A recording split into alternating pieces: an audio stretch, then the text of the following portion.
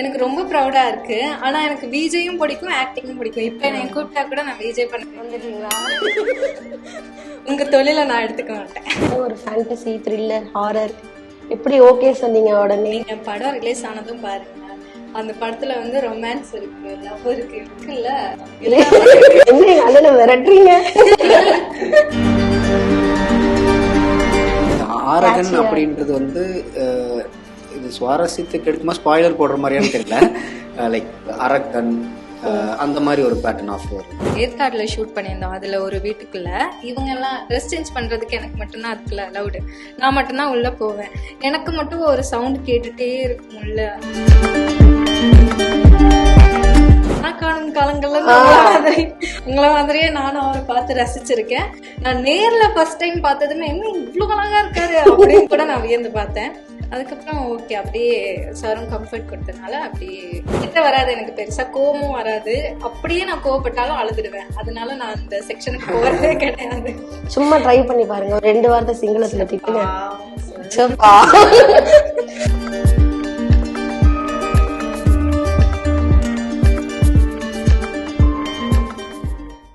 மாலைமலை நேயர்களுக்கு வணக்கம். பயங்கர ஹாப்பியா இருக்குல்ல, ஏன்னா எனக்கு ரொம்ப பிடிச்ச ஒரு 2 பேர் இருக்காங்க. அரகன் மூவி டீம்ல இருந்து என்னோட ஆல் டைம் ஃபேவரட் மைக்லண்ணா. நல்லா இருக்கேண்ணா, சூப்பர், செம்ம ஹாப்பி. இப்பயே பயங்கர ஷேரிங்கா இருக்கேன். அப்புறம் கதையின் நாயகி செல்லப்பிள்ளை கவிப்பிரியா மேம். அப்படி கியூட்டா குட்டியா இருக்கீங்க மேம். ஸ்கூல்ல இருந்து அப்படியே வந்துட்டீங்களா? இல்ல இல்ல இல்ல இல்ல, நான் ஸ்கூல் முடிச்சு காலேஜ் முடிச்சு ஒர்க் போயிட்டு அந்த டைம். மேபி என் பக்கத்துல பார்க்க அப்படியே ஆமா ரொம்ப குட்டியா கியூட்டா இருக்கீங்க. அப்புறம் உங்களை பத்தி நீங்களும் கியூட்டா இருக்கீங்க. சந்தோஷமா இருக்கு. அடிக்கடி சொல்லுங்க. கண்டிப்பா த்ரூ அவுட் சொல்றேன். எனக்கே சிரிப்பு கண்ட்ரோல் பண்ண முடியாது. நான் வந்து உங்க ப்ரொஃபைல் எல்லாம் பார்த்தேன். பயங்கரமா இருக்கீங்க. இப்ப பாக்குறதுக்கும் அதுல பாக்குறதுக்கும் நான் நடிக்க ஆரம்பிச்சேன்னா நான் வேற மாதிரி இருப்பேன்டா அப்படின்ற மாதிரி எல்லாம் இருக்கீங்க.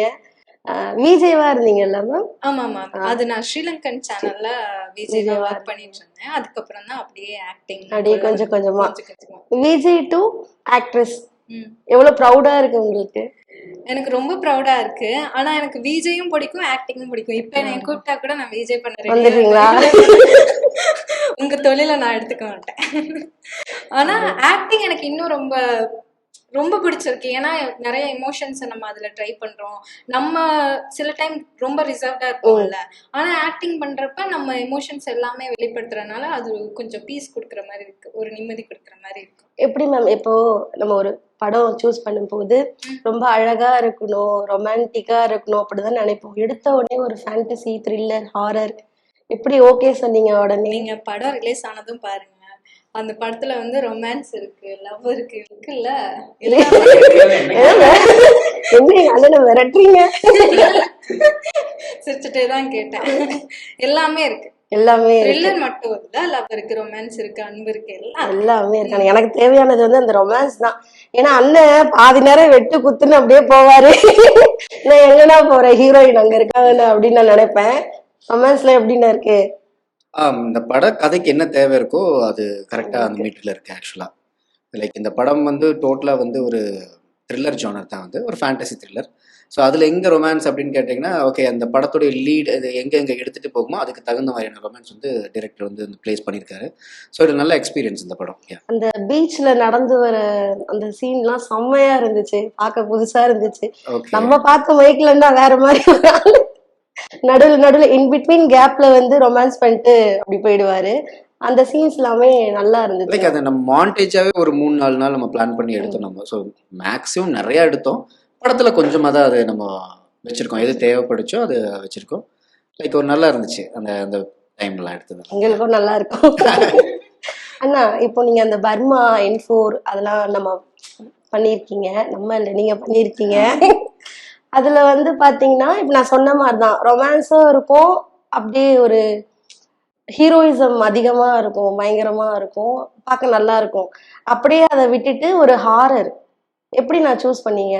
சரி, நம்ம ஒரு நடிகரை வந்து ஒரு சில ஜானர்ஸ் மட்டும்தான் நம்ம பண்ணணும் அப்படின்ற ஒரு இதில் இருக்கவே கூடாதுன்னு நான் நினைக்கிறேன். எப்பவுமே எல்லாமே ட்ரை பண்ணணும். ஸோ அந்த வகையில் பார்க்கும்போது அது ரெண்டாவது நான் வந்து இது த்ரில்லர் தான் பண்ணணும், இல்லை ரொமான்ஸ் மூவி தான் பண்ணணும், இல்லை ஒரு லைக் ஆக்ஷன் தான் பண்ணணும், அப்படி கிடையாது.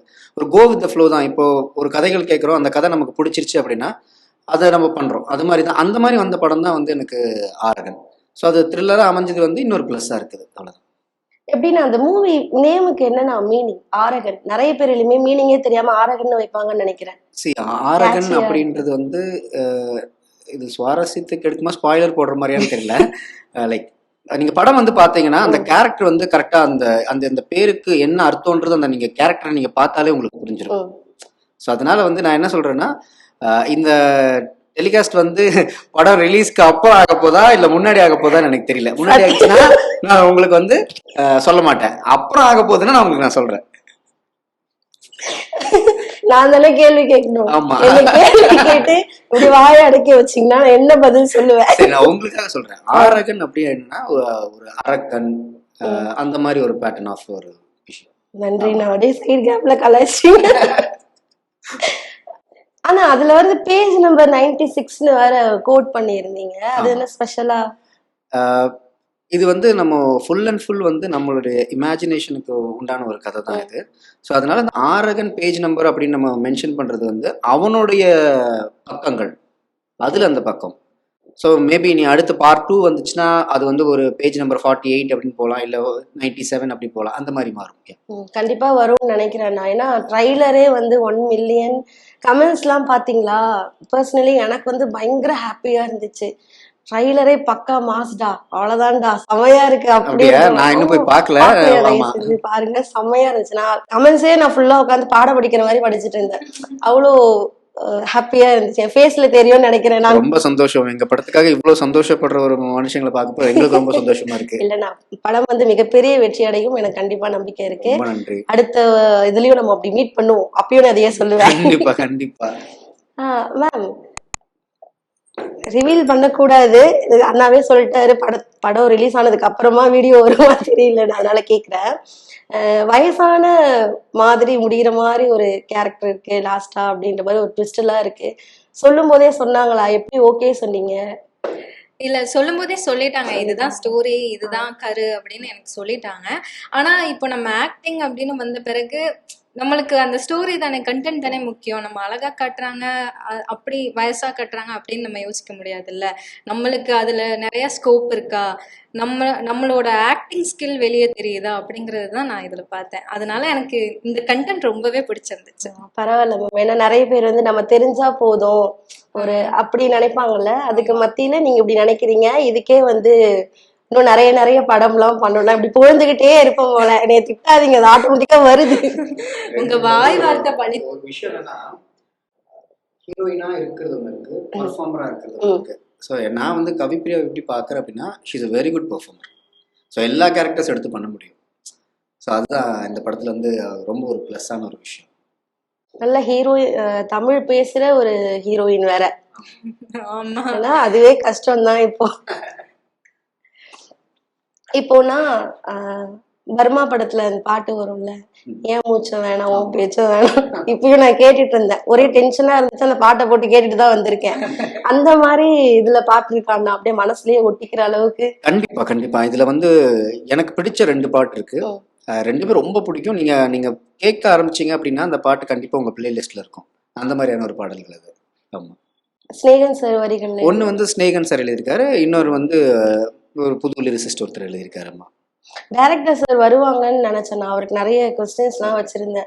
ஃபர்ஸ்ட் படமே எப்படி இந்த மாதிரி உங்களை சூஸ் பண்ணாரு கேட்கணும் அப்படின்னு நினைச்சேன். நீங்க கேட்டீங்களா அவர்கிட்ட? உங்க ஃபர்ஸ்ட் படம் எப்படி என்ன நீங்க மனசுல வச்சீங்க, நீ வந்து கேட்டீங்கன்னு? எனக்கு எப்படி இந்த படம் வந்துச்சுன்னா, ராஜுன்னு சொல்லிட்டு, நான் ஊமை சென்னாய் படத்துல வந்து அவர் வந்து அசோசியேட் டைரக்டர் இருந்தார். அவர் மூலியமா தான் எனக்கு இந்த படம் பத்தி தெரிய வந்துச்சு. நான் ஃபர்ஸ்ட் இந்த கதை நான் கேட்டப்போ, அருணை மீட் பண்ணி கேட்குறப்போ எனக்கு இந்த கதை பிடிக்கலன்னு சொல்லிட்டேன் நான். ஏன்னா அவர் நரேஷன் வந்து எனக்கு பெருசா எனக்கு கனெக்ட் ஆகல.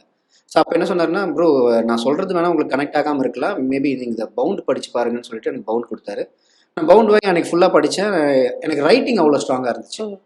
ஓகே, இது ஒரு புது விதமான ஒரு முயற்சி தான். சரி, நம்ம ரிஸ்க் எடுத்து பார்ப்போம் இந்த ஒரு விஷயத்தை. இது நமக்கு வந்து இதை நம்ம இப்படியும் போகலாம் இப்படியும் போகலாம், அது நமக்கு தெரியாது. ஆனால் இந்த முயற்சி எடுக்கிறது தப்பு இல்லை அப்படின்றது எனக்கு தோணுச்சு. அப்படிப்பட்ட படம் தான் ஆரகன். ஒரு புது முயற்சியாக இருக்கும். ஆனா இது வந்து டீசர் வந்து 2 இயர்ஸ் முன்னாடி வந்துச்சுல்ல, நடுவுல நிறைய கேப் இருந்துச்சுல்ல, ஏன் அவ்வளவு கேப்? நிறைய ஸ்ட்ரகிள்ஸ் இருந்துச்சா? லைக் ஸ்ட்ரகிள்ஸ் அப்படின்றத தாண்டி இந்த படத்துக்குள்ளார நிறைய வேலைகள் இருந்துச்சு. சில விஷயங்கள் மிஸ் ஆச்சு. அது எல்லாத்தையும் நம்ம திருத்திக்கிறதுக்கு உண்டான ஒரு சின்ன டைம் கிடைச்சிது. ஸோ அதுதான் நம்ம அதில் யூட்டிலைஸ் பண்ணிட்டோம். ரெண்டாவது டேட்ஸ் நமக்கு இந்த மந்த் வரணுன்றது நம்ம சில விஷயங்கள் முடிவு பண்ணி வச்சுருப்போம். ஆனால் அது நடக்காது. ஸோ கவுன்சிலேருந்து நமக்கு ஒரு டேட் கிடைக்கிறதுக்கே ஒரு டைம் ஆயிடுச்சு. ஸோ அப்படி கிடைச்சது தான் இந்த 4th. ஏன்னா பெரிய படங்கள் நிறைய வந்துட்டு இருக்கு. ஸோ நம்ம ஒரு சின்ன படங்களுக்கு வர்றப்போ தியேட்டர்ஸ் நமக்கு கிடைக்கிறதுன்றது ஒரு பெரிய விஷயமா இருக்கு. ஸோ அந்த மாதிரி ஒரு தியேட்டர்ஸ் கிடைக்கிறப்ப அந்த டைம் நம்ம யூட்டிலைஸ் பண்ணிக்கணுன்ற இந்த டைம் இப்போ தான் நமக்கு அமைஞ்சிருக்குது.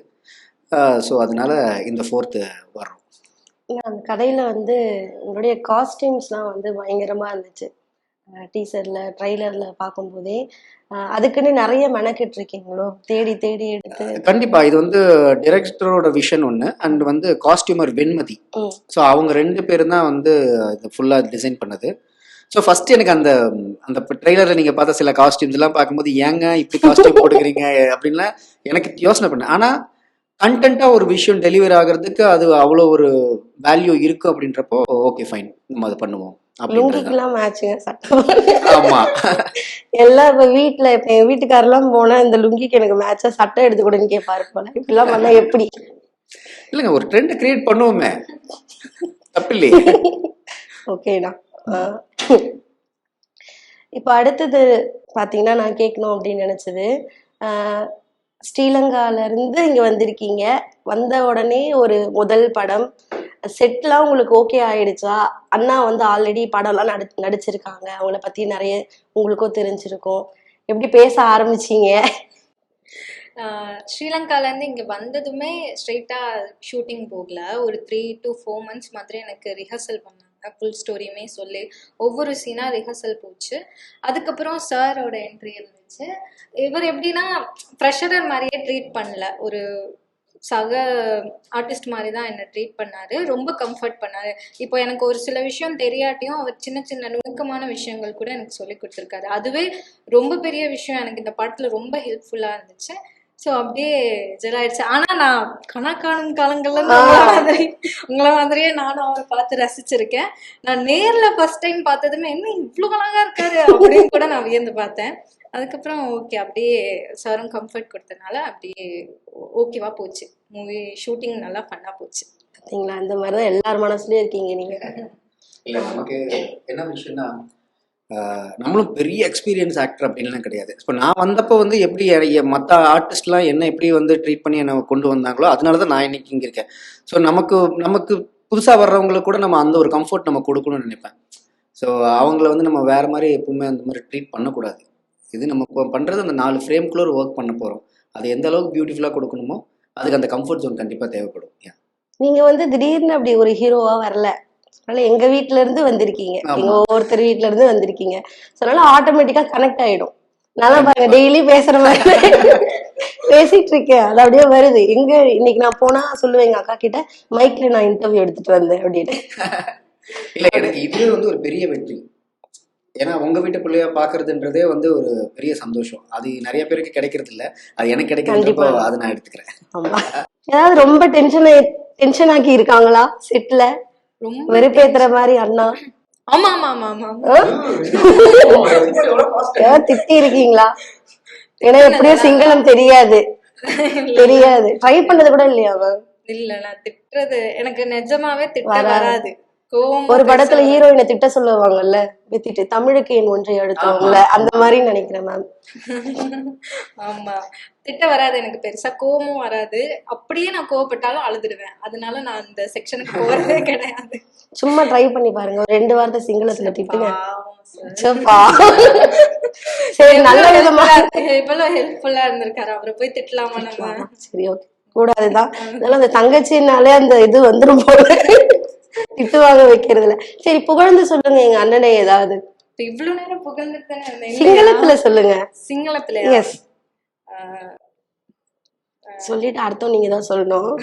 ஓகே. மைக்கேல் சார் බොහොම හොඳයි. එයාත් එක්ක ඉන්න අය කොහොමත් සතුටින් ඉන්නවා. சத்துட்டிங் தியாகன் குமல்லா ஏக்கியானே தமிழ்ல சொல்றேன். ரொம்ப நல்ல நல்ல ஒரு ஹியூமன். அவர் கூட இருக்கிற எல்லாத்தையுமே சந்தோஷமா வச்சுப்பாரு அப்படின்னு சொன்னேன். ஆஸ்திரேலியா பரவாயில்ல, இது நான் சரி கத்துக்கலாம் அப்படின்னு நினைச்சேன்னா எனக்கு இன்னும் கூட டவுட் இருக்கு. அதுக்கெல்லாம் கூட ஏதோ திட்டலையா? உண்மையா? நிஜமா. சரி ஓகே, நம்புறேன். எப்படி கமெண்ட் செக்ஷன்ல வரும். ஆமா ஓகே, உண்மையா திட்டி இருக்காங்களா இல்லையான்னு சொல்லுங்க. நானே போய் கமெண்ட்ஸ் போட்டுருவேன், யாரும் போட மாட்டேன். இது நான் ட்ரைலர்ல அந்த பாப்பா அது கத்திய வச்சு குத்துற சீன் இருக்கும்ல, அத பாத்துட்டு எனக்கு தூக்கமே இல்லை. அந்த ஒரு சீனுக்கே எனக்கு தூக்கம் இல்லை. அப்ப ஃபுல் படம் எப்படி இருக்கும்? ரொம்ப பயமுறுத்துற மாதிரி இருக்குமா? இது வந்து ஹாரர் படம் கிடையாது, இது ஒரு த்ரில்லர் படம். ஆனா இதுல ஹாரிஃபைங் எலிமெண்ட்ஸ் இருக்கு. ஸோ அது வந்து கண்டிப்பா ஒரு ஜம்ப் ஸ்கேர்ஸ் கிரியேட் பண்ற மாதிரியான ஒரு விஷயம் இருக்கும் இதுல. ஸோ அந்த குழந்தையோட விஷயம் கூட பார்த்தீங்கன்னா அந்த மொமெண்ட் கிரியேட் பண்ணுற மாதிரி தான் இருக்கும். பட் ஆனால் நான் அது கதை சொல்ல முடியாது, ஏன்னா சொன்னா அந்த சுவாரஸ்யம் போயிடும். புரிகிறது. நான் நினைச்சேன் ஹாரர் மூவியா தான் இருக்கும் அப்படி போல நினைச்சேன். அப்போ எல்லாரும் சொல்லுவாங்கல்ல, இந்த காஞ்சனா செட்ல நிறைய ஹாலிவுட் மூவில அந்த மாதிரி சீன்ஸ் எல்லாம் எடுக்கும்போது நிறைய அமானுஷ்யம்லாம் தோணுச்சு, நடந்துச்சு அப்படின்னு. அந்த மாதிரிலாம் இருக்கா? வேக வேகமா? ஆமாவா ஆமாவா ஃபீல் பண்ணீங்களா? ஏன்னா நாங்க வந்து இது ஏற்காடுல ஷூட் பண்ணியிருந்தோம். அதுல ஒரு வீட்டுக்குள்ள இவங்க எல்லாம் ட்ரெஸ் சேஞ்ச் பண்றதுக்கு எனக்கு மட்டும்தான் அதுக்குள்ள அலவுடு. நான் மட்டும்தான் உள்ள போவேன். எனக்கு மட்டும் ஒரு சவுண்ட் கேட்டுட்டே இருக்கும் உள்ள, அது கேட்டுட்டே இருக்கும். நான் வெளியே யாருக்குமே சொல்லல, பிகாஸ் ஷூட் போயிட்டு இருக்கு. நம்ம அதை சொல்லி அது ஒரு பெரிய விஷயமா மாத்தி அங்க உள்ளவங்க, அங்கேயும் நிறைய லேடிஸ் இருந்தாங்க. அப்ப அவங்க பயந்து எதுக்கு தேவையில்லாத வேலைன்னு நான் அப்படியே சொல்லாம விட்டுட்டேன். பரவாயில்ல, நம்ம அவ்வளவு தைரியமா நம்ம பயந்தா பரவாயில்ல. நடுங்கும் எனக்கு அதுக்குள்ள ட்ரெஸ் சேஞ்ச் பண்றதுக்கு. அந்த சத்தத்தை கேட்டுட்டு நடுங்கிட்டு ஒரே ஓட்டமா வெளியே வந்துடும். ஆனா அப்ப நீங்க யாராவது ஒருத்தர்கிட்டயாவது சொல்லி இருக்கனால அப்ப உங்களுக்கு அந்த பயம் கொஞ்சம் போயிருந்திருக்கும். இல்ல, அவங்களை எதுக்கு பயமுறுத்தணும்? நம்ம என்ன சத்தோடு தெரியல. ஏன் இந்த பேரு வச்சாலே அவங்க எவ்வளவு அழகா இருக்காங்க, அவங்க பார்த்து இப்படி நான் பேய் பயப்படுவேன். ஆளை பார்த்து இடம் போடக்கூடாது. பயங்கர ஷார்ப்பு இல்லையா? நடிப்புல இந்த பொண்ணு வேற லெவலுங்க. ஃபர்ஸ்ட் படம் மாதிரி எல்லாம் கிடையாது, உண்மையாலுமே ரொம்ப நல்லா பெர்ஃபார்ம் பண்ணுச்சு. பாத்தியா, hit for ten minutes. Ma'am இதுக்கப்புறமா இந்த படம் கண்டிப்பா சக்சஸ் ஆயிடும். இதுக்கப்புறமா எனக்கு இந்த ஜானல் எல்லாம் படம் பண்ணணும்னு ரொம்ப ஆசை, இவங்க கூட எல்லாம் பண்ணணும்னு ஆசை, அப்படி ஏதாவது இருக்கா? எனக்கு எல்லாரோடையுமே படம் பண்ணணும்னு ஆசை. வாய்ப்பு கிடைச்சா நான் யாரு அப்படின்னு எல்லாம் பார்க்க வேண்டிய அவசியமே இல்லை. ஏன்னா நம்ம கலைக்காக வந்துட்டோம். அது யார் நம்ம கூட நடிச்சாலும் நம்ம நடிக்கத்தானே போறோம். அது மட்டும் இல்லாம ஸ்கிரிப்ட் வந்து எனக்கு வந்து ரொம்ப எமோஷனல் ஸ்கிரிப்ட். இப்போ மௌனராகம் மூவி பார்த்துருக்கீங்களா, அதெல்லாம் எனக்கு ரொம்ப ஃபேவரெட். அந்த மாதிரி ஸ்கிரிப்ட் இருந்தால் எனக்கு ரொம்ப பிடிக்கும். அதில் கொஞ்சம் ஸ்கோர் பண்ணக்கூடிய மாதிரி நான் ஆக்ட் பண்ணணும்னு நினைக்கிறேன். இல்லையா? அதாவது இப்போ சொல்கிறாங்கல்ல, கலைக்காக நாங்கள் அடுத்தடுத்து அந்த யார் வந்தாலும் அப்படிலாம் கிடையாது. 2 படம் பண்ணதுக்கப்புறம் இவரு ஹீரோவா இல்லையே, கொஞ்சம் வேற லெவல், கொஞ்சம் பெரிய ஹீரோவா பாருங்க அப்படின்பாங்க. சரி, இப்போ அடுத்து வேற ஒரு பெரிய படம் பண்ணிட்டாங்க, மைக்ல நீங்க எதிரில வரீங்க, அப்ப அவங்க ரியாக்ஷன் எப்படி இருக்கும்? நீங்க வேற அதெல்லாம் அப்படி பார்த்தாங்கன்னா அப்படின்னு போய் அவ்வளவுதான். உடனே பதில் வந்திருக்கும்ல. அவர் ஒரு நிமிஷம் யோசிச்சாரு பாத்தீங்களா? நான் யோசிக்கல, அதுல நிறைய மாடுலேஷன் இருக்கு, அதுல எந்த மாடுலேஷன் எடுக்கலாம் அப்படின்னு யோசனை பண்ணேன். சிலர்லாம் அப்படி பார்த்துட்டா ஓகே அப்படின்னு போறவங்களா இருப்பாங்க. கரெக்ட் தானே? சரி ஓகே, ரொம்ப வார வேணாம். அப்படியெல்லாம் எதுவுமே இல்ல. நம்ம இப்பதான் நான் வளரவே ஆரம்பிச்சிருக்கேன், மொதப்படியே எடுத்து வச்சிருக்கேன். இல்ல மேம், கேட்கணும். அப்பதானே இன்னும் அடுத்தடுத்துலாம் நிறைய இன்னும் எவ்வளவு கேள்வி கேட்பாங்க. சும்மாவா சொல்லுங்க, ஹீரோயினை தான் அப்படி டார்கெட் பண்ணி கேட்பாங்க. நீங்க ஒரு வார்த்தை அப்படி மிஸ் பண்ணிட்டீங்கன்னா அதைதான் நாங்க தமிழ்ல வச்சிருவோம். சொல்லிட்டோம், சொல்லக்கூடாது. இந்த இன்டர்வியூல தம்ப்நெயில் கிடைக்கலன்னு நினைக்கிறேன். இப்போ வரைக்கும் இல்ல கிடைச்சிருச்சு. இருக்கு. இல்ல மேம், நீங்க நினைச்ச மாதிரி இன்னும் நிறைய படம் பண்ணணும். இந்த படமும் கண்டிப்பா சக்சஸ் ஆகணும். 2 பேரும் இப்படி இதே மாதிரி ஃப்ரெண்ட்ஸா இருக்கணும்னு நினைக்கிறேன். நல்லா இருக்கு பேசுறதே. அவர் வந்து நீங்க மேல வரணும், நல்லா இருக்கணும், அடுத்தடுத்த படங்கள் பண்ணணும் அப்படின்னு சொல்றாரு. நீங்க வந்து அவர் இன்னும் நல்லா வரணும், நல்ல மனுஷன் அப்படின்னு சொல்றீங்க. அந்த மாதிரி ஒரு பாண்டிங் வந்து எங்கேயுமே இருக்காது. ஸோ அதனால இதே மாதிரி நிறைய படம் பண்ணணும், இந்த படம் மிகப்பெரிய வெற்றி அடையணும். என்னுடைய வாழ்த்துக்கள். ரொம்ப நன்றி. ரொம்ப அழகா போச்சு இந்த இன்டர்வியூ. அதுக்கு நான் உங்களுக்கு ஃபர்ஸ்ட் தேங்க்ஸ் சொல்லிக்கிறேன். Thank you so much. Thank you so much. Thank you. நன்றி நன்றி நன்றி.